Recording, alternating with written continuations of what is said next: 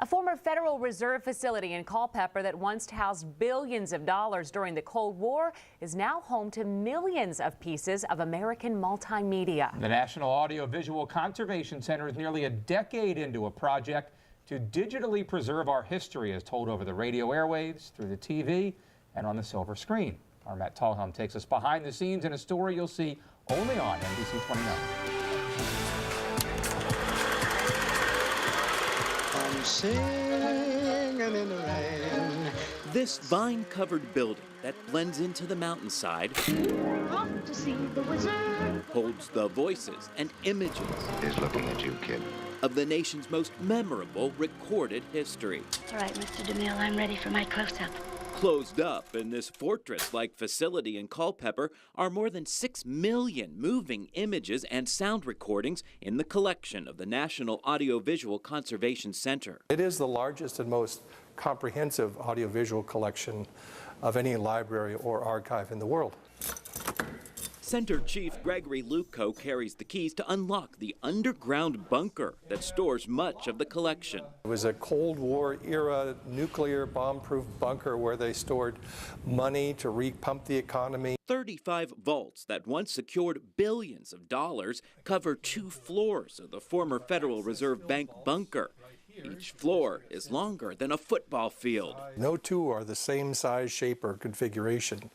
We had to fit ourselves into a pre-existing structure. The vaults now house film reel canisters and memorabilia on more than 90 miles of shelving in climate-controlled conditions. 50 degrees Fahrenheit and 30% relative humidity. You want to be cooler and drier for audiovisual media in general. The master film vault is kept even colder at 35 degrees to preserve a collection of negatives given to the center by the major Hollywood film studios. Gigi, the Academy Award winner for Best Picture in 1958.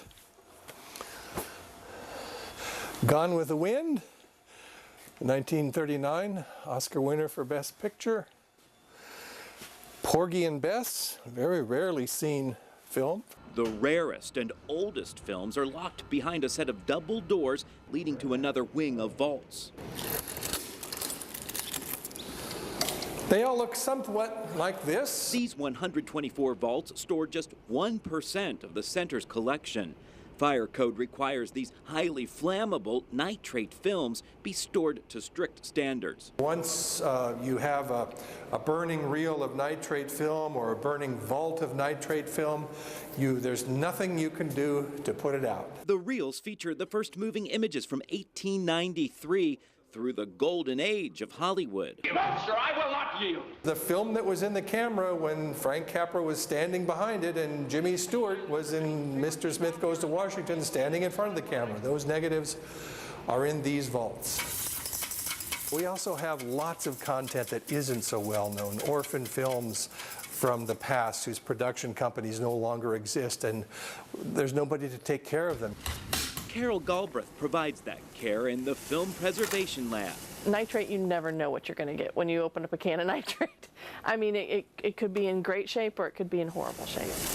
The motion picture specialist inspects films frame by frame to spot imperfections for repair. We're looking for any damage that we might find. That could be on the perfs, it could be on the edge of the frame, or it could be a tear through the middle of the frame. On this day, Galbraith splices longer digital titles into the 1927 silent film in Old Kentucky. In order for somebody to be able to watch the film, they have to be able to read the intertitles. She's rolled through reels of her favorite blockbuster films to newsreels showing San Francisco 4 days before the devastating earthquake in 1906. It's like you're looking back in time.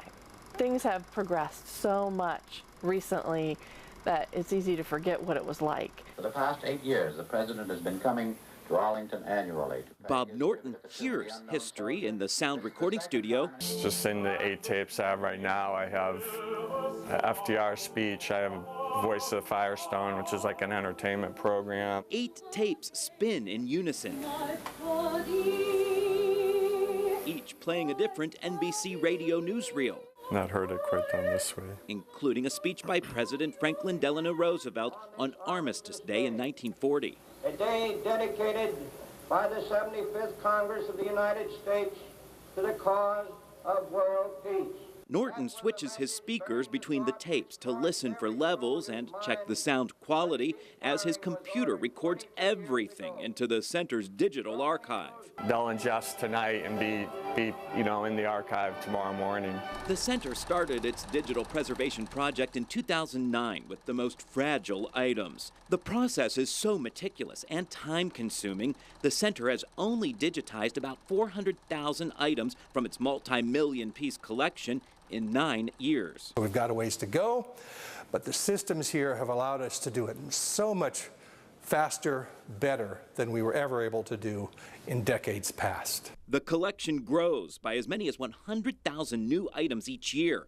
DVDs, video games, vinyl recordings of Bob Hope, cassettes of Judy Collins, and recordings of everything from congressional speeches to The Godfather on VHS arrive at the Center for Preservation. We've got a 128-year period up until the year 2018 that we are trying to comprehensively collect and fill out the collections. Luke Coe and the Center's team are preserving those scenes from the screens. Frankly, my dear, I don't give a damn.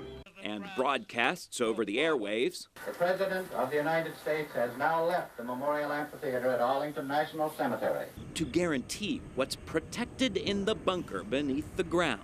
Use the Force, Luke. Tells the story of our recorded heritage for generations to come. To fully understand, where we come from, who we are, what we're doing, what our dreams are, what our disappointments were, is best represented in many ways by the audiovisual material.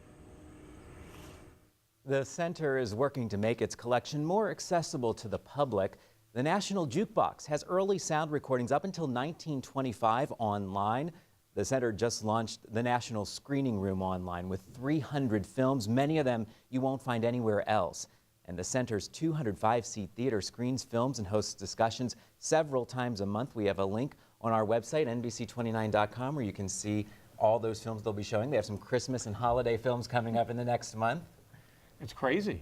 Incredible. I mean, you have no idea. You drive up Route 29. It's off to the right if you're heading north. And you see the building as you're driving. It's tucked away back in there, and the technology is so amazing with this preservation project they have. They can store, and I've got to get this right, 10 petabytes worth of material. 10 petabytes worth of material in this secure data center. That is about 213,000 DVDs per petabyte, or 5 years worth of compressed 4K video per petabyte. So that tells you how much more they can hold in this archive. Incredible. Remarkable stuff. Yeah, people just have no idea. It's just right near in us. our backyard. And every once in a while they do open to the public. You can take the tours of it, but it is a very limited number of people that get to go and experience that even when they do open. Amazing. I'm a little jealous of you. It was a cool experience. Thank you so much. I have to get them to store in some of so Eric's cool. forecasts over the years. I think so too.